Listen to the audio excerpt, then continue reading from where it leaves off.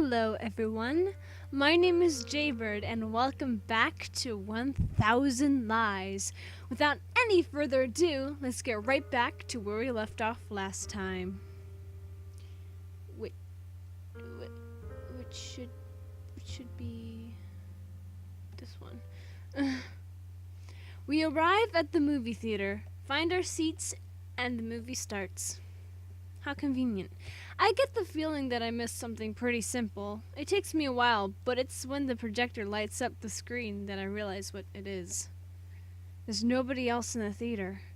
We're completely alone in this giant, dark room. Ooh, that reminds me of my very first date. Holy shit, let's talk about that. Let's talk about that. So, me and my boyfriend, who's my ex now, we walk into the theater. We went to see Early Man, the animated movie by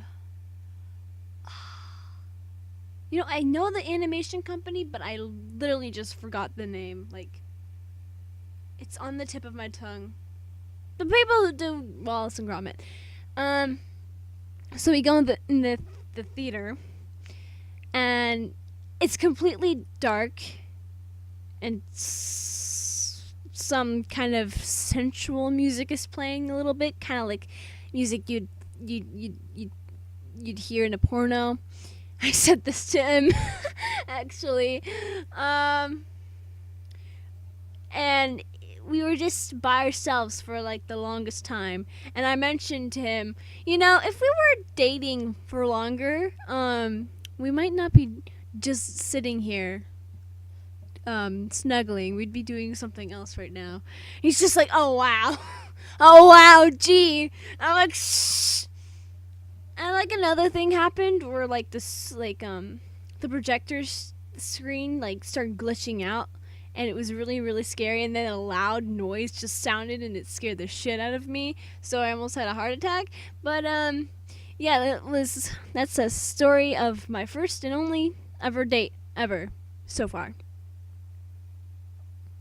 Oh yeah, and so we were alone for the longest time, and like before the movie started, like one family showed up, and that was about it. So, I mean, if only we were completely alone, we'd be doing something suspicious, something you shouldn't be doing in a theater.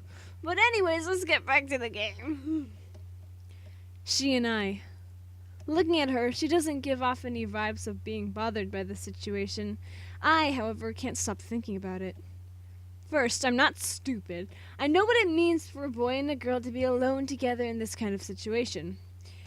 It may only be because of Claire's unique, carefree, and direct personality that she's like this, but the memory of her confession from that time is still vivid in my mind. She dismissed the idea afterwards, and that made me believe that she was just kidding around, but that doesn't change the fact that it did happen. I admit that Claire is cute in her own way, and she even said that I'm not too bad myself. Wait, no, that was after saying that I'm ugly, I think. What's going on in this girl's head? Could I use this chance to, for example, hold hands with her? It's normal at the movies, right? Did she bring me here because of that? It's not like she looks up to the task and It's not like she looks up to the task and I don't have any reason to do it. Hey, Sharon!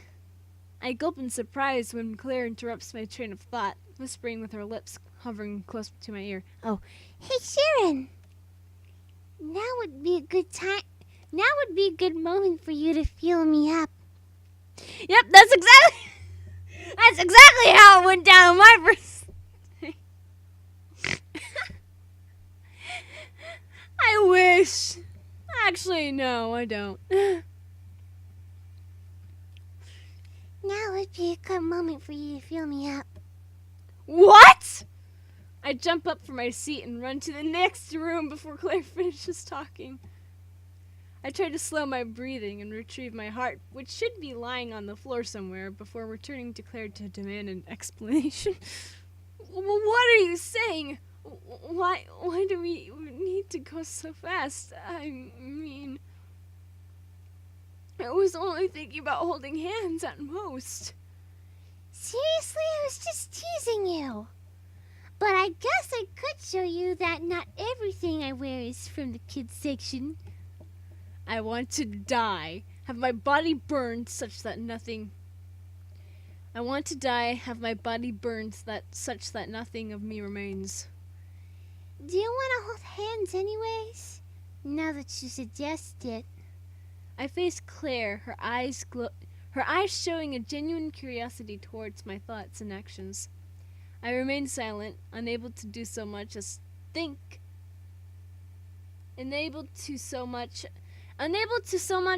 clearly about it. It takes some time, but my hand slowly moves from away from my chair arm and gets closer to hers. It's only for a couple of seconds, but I'm doubtful, and when I finally get close, Claire moves her hand away. Time's up, Sharon. I've already told you I won't accept any of your half-baked answers. After all, to me, the most important thing is that you're truthful. She repeats the same words as she said back at the pond. Then she smiles and returns her gaze to the movie screen. Truthful? What did that have to do with being truthful? I wanted to hold her hand. What's the problem with that? Is it somehow wrong? I only wanted... Why did I want to hold her hand anyways? Ooh, could it be we're falling in love? No, that's ridiculous. No, I cannot love. I physically cannot. It is impossible. The movie is over sometime later, and we go back into the shopping mall. Boo! Boo! I look at the floor, then at the ceiling. I look everywhere except towards her. Same. I couldn't enjoy the movie after everything that had happened. Maybe next time I should come alone. It was her who bought the tickets without asking, and I just followed along without thinking about it first. By the way, I should pay her back for my ticket. It's not okay to leave it like this, and it might break the ice after all of that. Hey Claire, how much do I owe? When I turn around and as I take out my wallet, I can see Claire making her way towards the hallway that leads to the washrooms. I follow her around, but I'm mistaken and realize that it wasn't the washrooms that she was looking for. Instead, the entrance to the metallic stairs that lead outside the building is open. There's a sign that clearly states that only authorized personnel can go up there, but that doesn't seem to matter to Claire. And atop there, on the rooftop, I find her looking out at the entire town.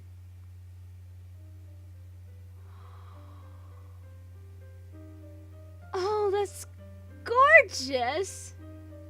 Oh, hell yeah,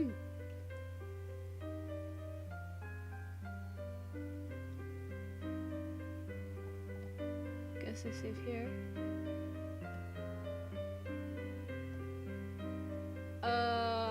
Fuck.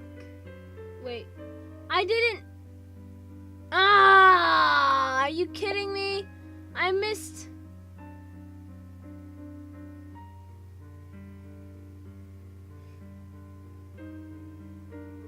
Wait. I'm sorry, guys. I missed something. Yes.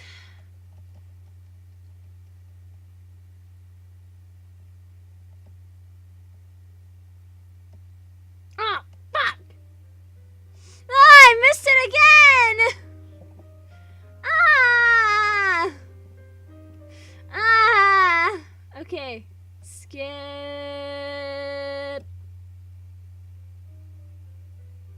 Oh, finally. God. I'm so sorry about that. I go close to the edge, by her side, questioning in a whisper why she would want to come up here.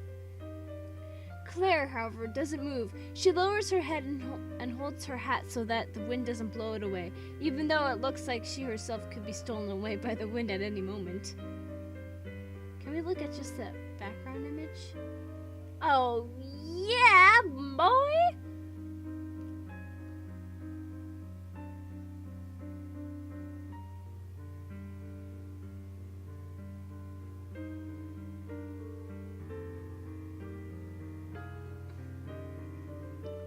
I'm taking a screenshot of this. I don't know about you. Hold on.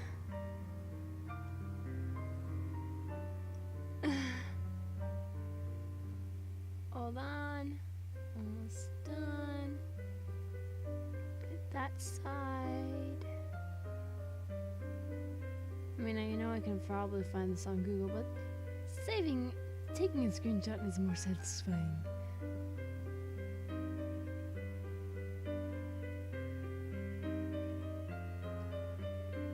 Okay, back to the game. Sharon, this question might be old by now, but tell me.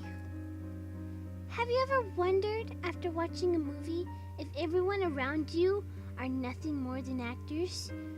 Everything's a big lie with you in the center as the main character? I remain silent. Yeah, of course I've thought about it. Everyone has wondered that at some point in their lives. But it's the sad undertone that worries me. There's an odd melancholy flooding the rooftop and even out onto the beautiful view. When the subject comes to light, everyone is always horrified, scared of being manipulated or deceived. I, on the other hand, think that life would be easier if it was all a farce. I wouldn't have to worry about disappointing or hurting anyone. They'd only be paid to act that way. I wouldn't have to worry about the future. I could always have fun without worrying about the consequences. Everyone would make sure that I get home safe and sound, finishing the episode until the next time that the cameras start shooting once again. Who cares if they're fake or if they're hired to do it? Is it really any different than how I'm living now? I can't know what anyone else is thinking. I don't know who's lying or not, no matter how hard they swear upon their actions. From my point of view, isn't a paid kindness the same as the unknown kindness that I receive now? The difference is that no matter what I do, I wouldn't feel bad for bothering anyone. On the contrary, only by leaving this world can I be sure no one is suffering at my expense. Claire plays with her skirt as it floats in regular intervals with the wind. Nervously, she brushes the roof with the tip of one of her shoes. I guess that depends on the person, doesn't it? She looks at me and stops curling her skirt around her fingers when I give my reply. It depends, because you could also make someone unhappy by not being close to them. Wouldn't it be a pity to distance yourself from someone thinking you're hurting them when it's actually the opposite? Claire answers with a bashful smile, looking back towards the town. And if no one can be happy with you, Sharon? I lower my shoulders as I sigh before speaking.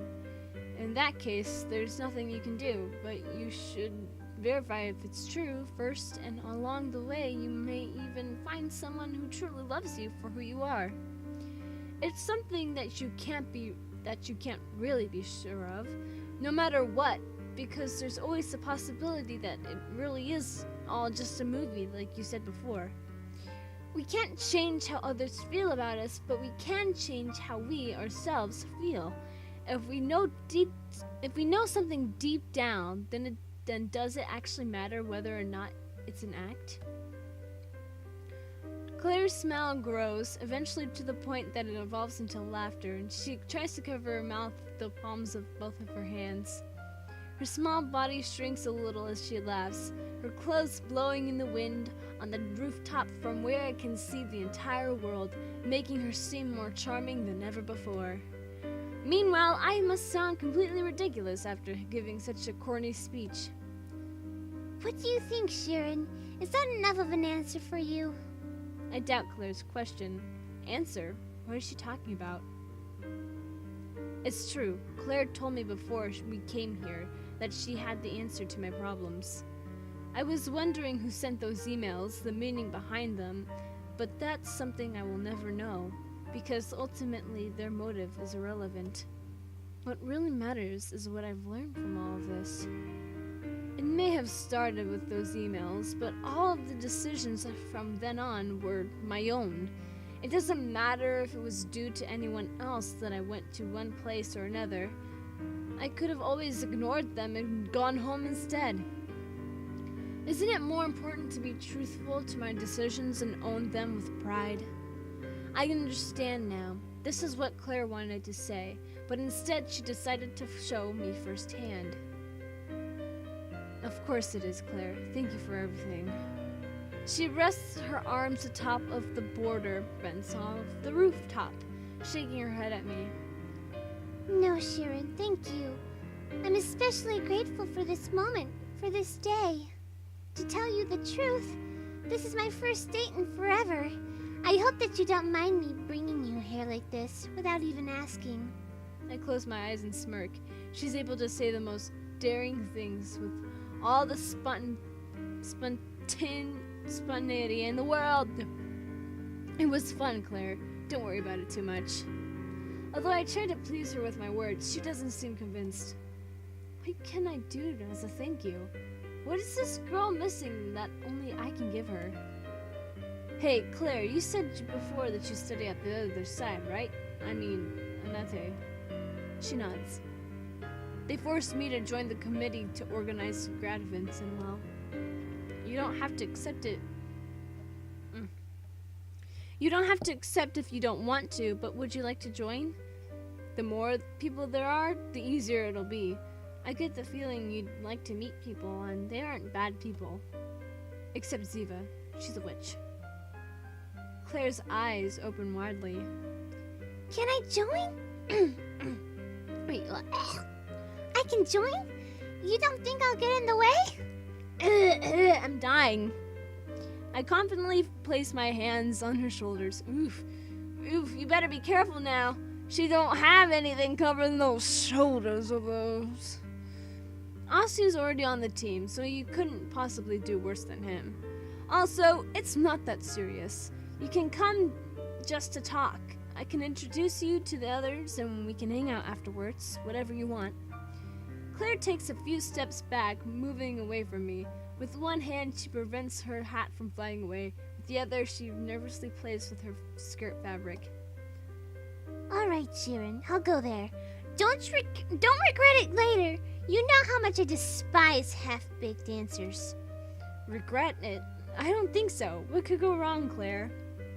After the mistakes I made over those emails, I don't think there are many things that could go worse. Oh, never say that. Never say that. Every time someone says it couldn't get possibly worse, everything gets worse. And like you told me before, you shouldn't worry so much. She crosses her arms and shakes an eyebrow. Oh, shakes an eyebrow. Raises an eyebrow. Did I say that? I don't understand why she's asking me that. Well, that's what you implied before, right? You know, the answer to my problems that you knew before we came here. How the important thing is how I feel. Claire bows her head doubtfully.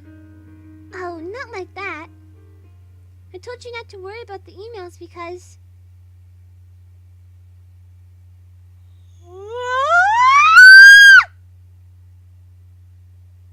I was the sender. Oh, bloody hell. Oh, no. Oh, God, I'm gonna take a screenshot of this fucking sucker. Holy shit. What the fuck is this? She looks like a fucking yandere. Oh my god. Why? Claire, why?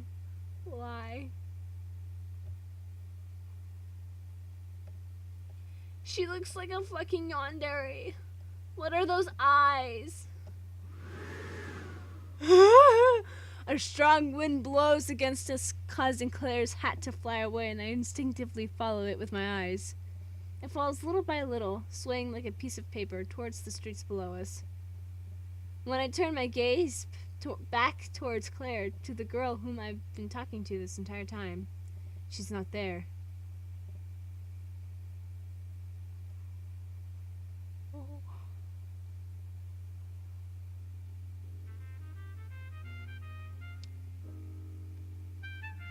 What the fuck? Oh my god. Well, that was certainly something. Anyway, guys, if you enjoyed this episode of 1000 Lies, leave a like down below, leave a comment down below, share it with your friends, subscribe if you haven't, ring that notification bell, and remember, die safely. Bye-bye!